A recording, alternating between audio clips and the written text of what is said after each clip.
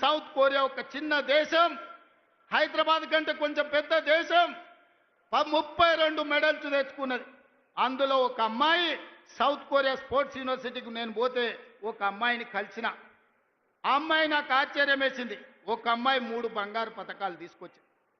నేను అడుగుతున్న మిత్రులారా, తెలంగాణ యువకులారా, ఉద్యమం చేసి తెచ్చుకున్న తెలంగాణగా 140 కోట్ల జనాభా ఉన్న భారతదేశం ఒక్క మెడల్ తీసుకురాలే.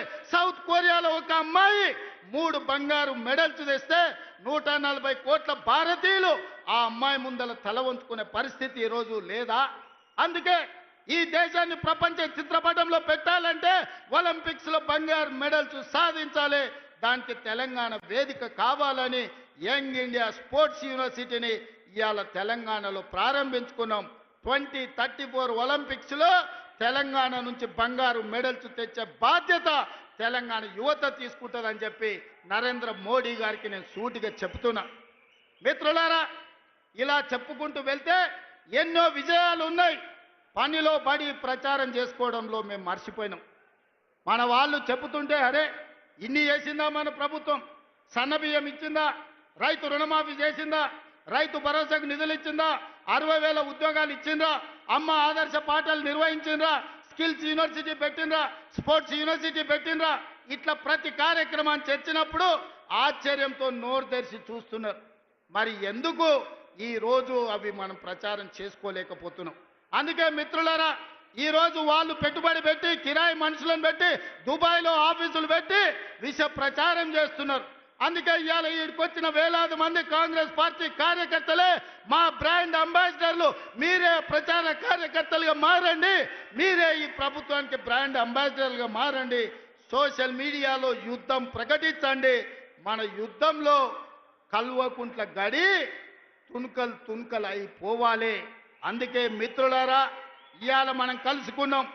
మా ఎన్నికలు అయిపోయినాయి, ఎమ్మెల్యే అయిపోయింది, ఎమ్మెల్సీ అయిపోయింది, ఎంపీ అయిపోయింది, ప్రభుత్వం అయిపోయింది. నాయకుల ఎన్నికలు అయిపోయిన వేదిక మీద ఉన్నోళ్ళకు ఇక ప్రాణ సమానులైన మా కార్యకర్తల ఎన్నికలు ఉన్నాయి. మిమ్మల్ని గెలిపించే బాధ్యత నాది. సర్పంచులుగా, వార్డు మెంబర్లుగా, ఎంపీటీసీలుగా, ఎంపీపీలుగా, జడ్పీటీసీలుగా, జిల్లా పరిషత్ చైర్మన్లుగా, కౌన్సిలర్లుగా, కార్పొరేటర్లుగా, మేయర్లుగా మిమ్మల్ని గెలిపించే పూచి నేను తీసుకుంటా. మీ సోదరుడు మీకు అండగా నిలబడతాడు. గ్రామ గ్రామాన, తండాలలో, గూడాలలో, మారుమూల పల్లెల్లో కంకణం కట్టుకొని బయలుదేరండి. రాబోయే స్థానిక సంస్థల్లో 100% కాంగ్రెస్ పార్టీ కార్యకర్తలకు న్యాయం జరుగుతుంది. మిమ్మల్ని గెలిపించుకునే పూచి నాది.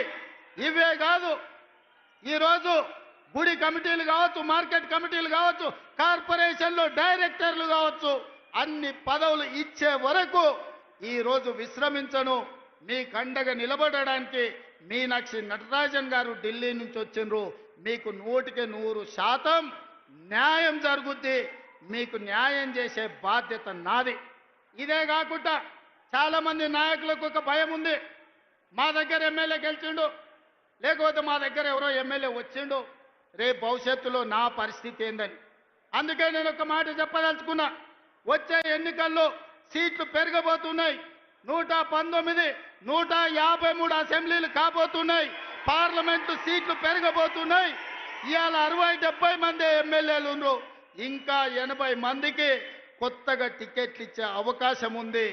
మీరు ప్రయత్నం చేయండి, ప్రజల్లో ఉండండి, ప్రజాసేవ చేయండి. మీకు టికెట్లు ఇచ్చి గెలిపించుకునే బాధ్యత, మిమ్మల్ని ఎమ్మెల్యేలను మంత్రులు చేసే బాధ్యత కాంగ్రెస్ పార్టీ, మల్లికార్జున్ ఖర్గే, రాహుల్ గాంధీ గారు తీసుకుంటారని నేను ఈ సందర్భంగా తెలియజేస్తున్నా. రాబోయే రోజుల్లో మా ఆడబిడ్డలకి ఇక్కడ కూర్చున్న మా మహిళలకు చెప్తున్నా, మహిళా రిజర్వేషన్ రాబోతుంది.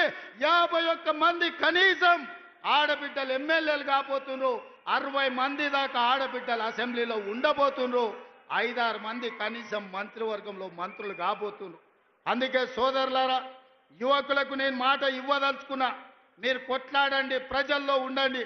మీరు అడగాల్సిన పని లేదు, మీరు ఢిల్లీకి వెళ్ళాల్సిన అవసరం లేదు.